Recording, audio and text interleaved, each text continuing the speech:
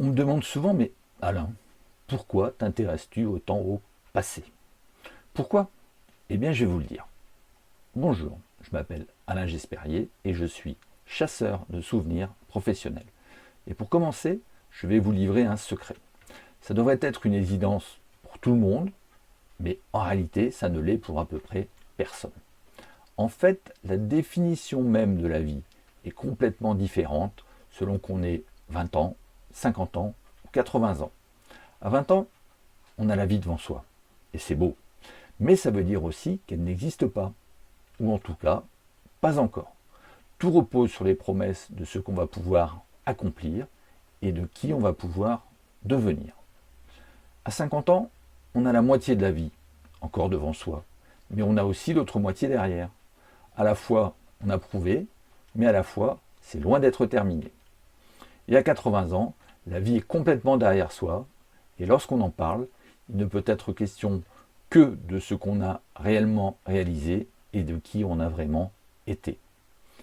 Mais si, justement, on ne s'en rappelle plus soi-même, et si personne ne l'a su, ou si personne ne s'en rappelle plus non plus, eh bien dans ce cas, les générations suivantes ne perçoivent que la situation actuelle, c'est-à-dire celle d'une vieille personne inutile qui vit au crochet de la société. Et ça, bien sûr, c'est parfaitement injuste et donc totalement inacceptable.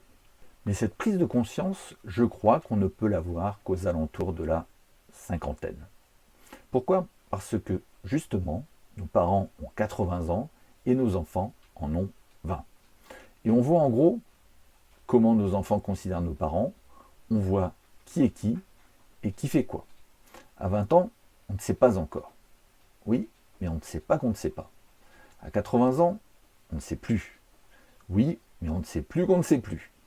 À 50 ans, on ne sait pas tout, loin s'en faut.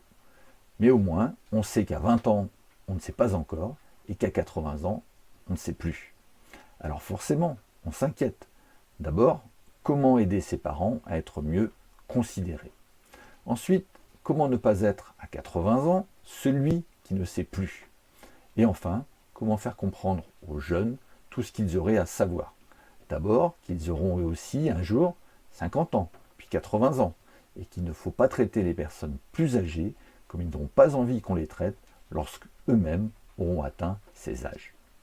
Ensuite, que le temps passe à la vitesse d'un éclair, et qu'il faut qu'ils prennent au plus vite les dispositions nécessaires pour pouvoir conserver de façon organisée chaque trace de leur histoire.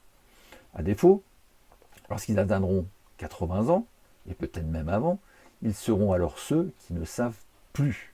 Et dans l'esprit des nouveaux jeunes, ce sont eux qui ne serviront et qui n'auront servi à rien.